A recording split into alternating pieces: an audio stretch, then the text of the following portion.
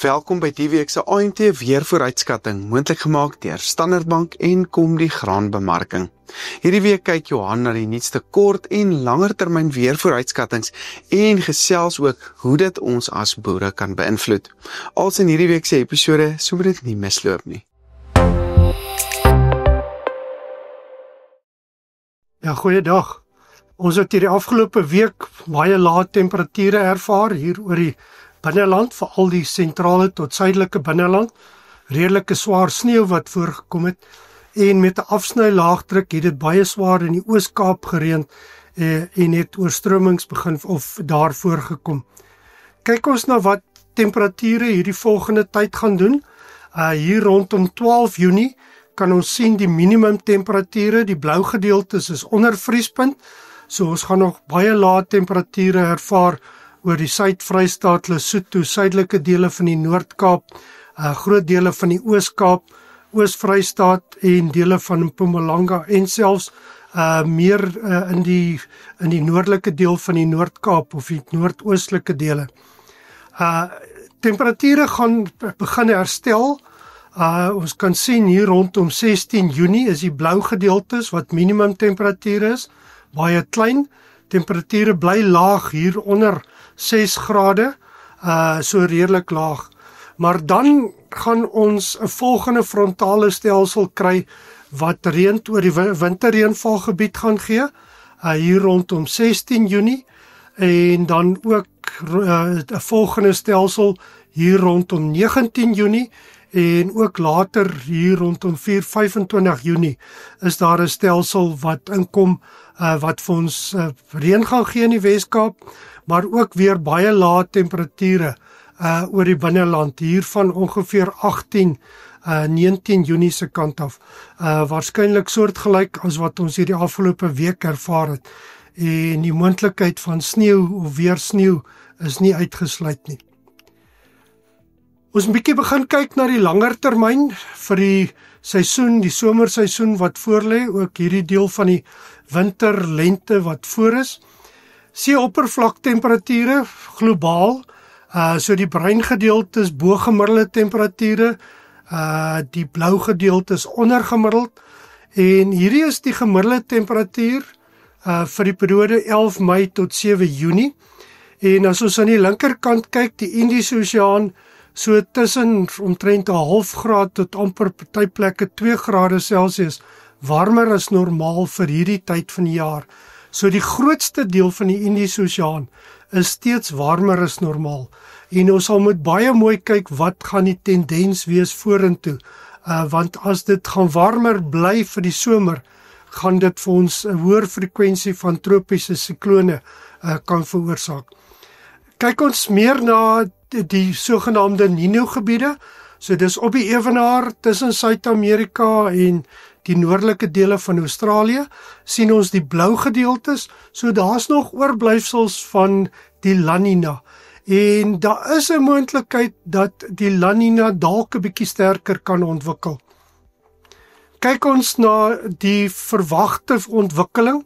Nou hierdie is die see-oppervlaktemperature van die sogenaamde Nino 3.4 gebied, so dis in die middel van daardie klomp Nino gebiede.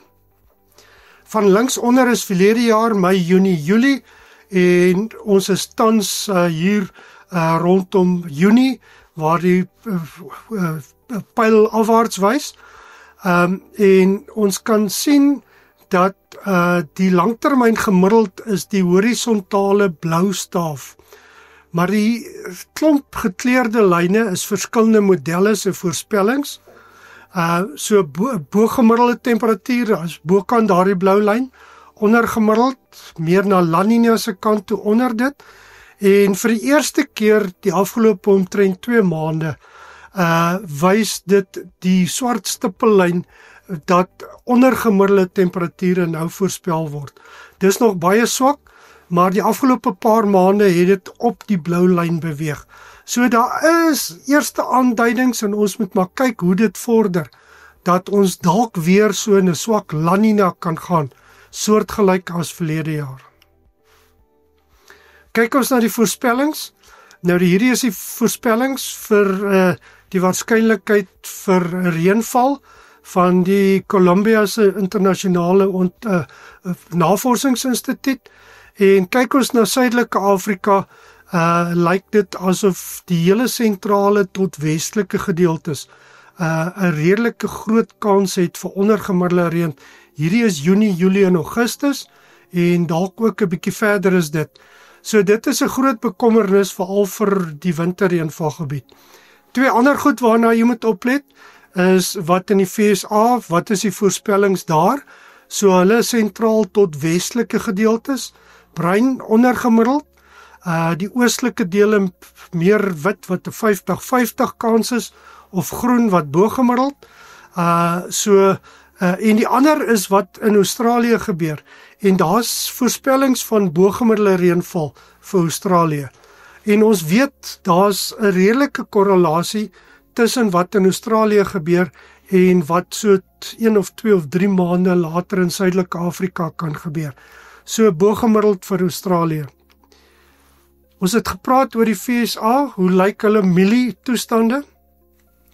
As ons die onderste grafiek kyk, die soliede pinkerige lyn wys die persentasie wat reeds geplant is en dit is ongeveer of baie naby aan 100%. Die hoeveelheid wat opgekom het, die soliede groen lyn, so ongeveer 90%. So dit is redelik klaar geplant en gevestig. Hoe lyk die toestande? En ons kan sommer na die boonste grafiek kyk. Die kort rooi streepie wys die persentasie wat goed tot baie goed is.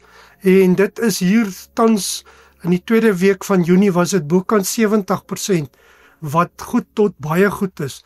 En dit vergelyk goed met van die vorige jare, behalwe ek dink is 2023 waar dit swakker was. So toestande lyk tans nog baie goed, maar daar is 'n bietjie bekommernis. Ook as ons na hierdie voorspellings kyk, aan die linkerkant, die reënval vooruitskouing en dit is vir Junie, Julie en Augustus.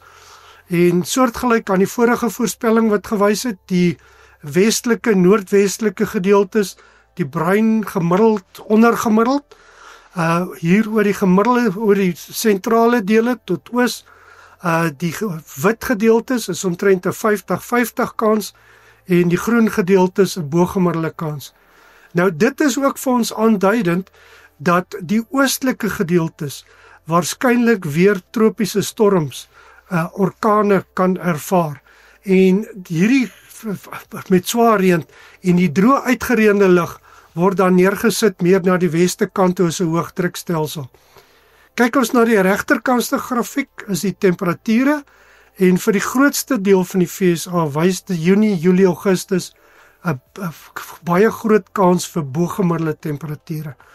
Nou as ons die reënval van moontlik gemiddeld tot bietjie ondergemiddeld oor die westelike dele en hoër temperature kan daar dalk 'n probleem ontstaan met ongunstiger toestande.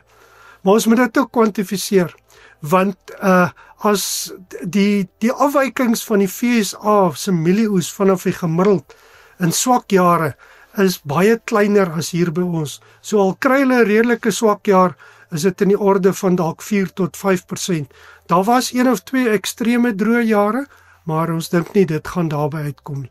Maar ons moet 'n bietjie oppas en kyk wat daar gebeur. So opsommend, verdere koue fronte met reën in die winterreënvalgebied hier vanaf 16 Junie, met kouer toestande oor die binneland vanaf 18 Junie en 'n moontlikheid van verdere sneeu. Eerste aanduidings van swak La Nina toestande vir 2025-26, soortgelyk aan die afgelope seisoen, met so tussen neutraal en swak La Nina. Maar die voorspelbaarheid daarvan, ons sal moet kyk hoe dit loop in die volgende tyd. So dit is beslis nog nie La Nina nie, dis meer neutraal. So ondergemiddelde reën vir die grootste deel van die land, insluitend die winterreënvalgebied, vir later in die winter en die lente, en die FSA mielieoes lyk tans nog goed, maar moontlike droër toestande vir die westelike produksiegebiede vanaf Julie tot September. So ja, ons hoop nie ons kry te koud verder nie, en lekker boer, en ons hoop die boere kry klaar gestroop. Die afgelope week se reën het weer 'n bietjie probleme begin veroorsaak met te nat toestande, maar ons hoop ons gaan nou droër toestande kry dat die oes ingesamel kan word. Mooi loop. Baie dankie Johan. Hierdie video's word moontlik gemaak deur Standard Bank en Komdi Graanbemarking. Ons bring dan elke week die nuutste landbounuus direk na jou en om meer uit te vind wat ons nog als doen, volg die skakel in die beskrywing onderaan. Ek is Dr. Johnny van der Merwe en dankie dat jy ingeskakel het.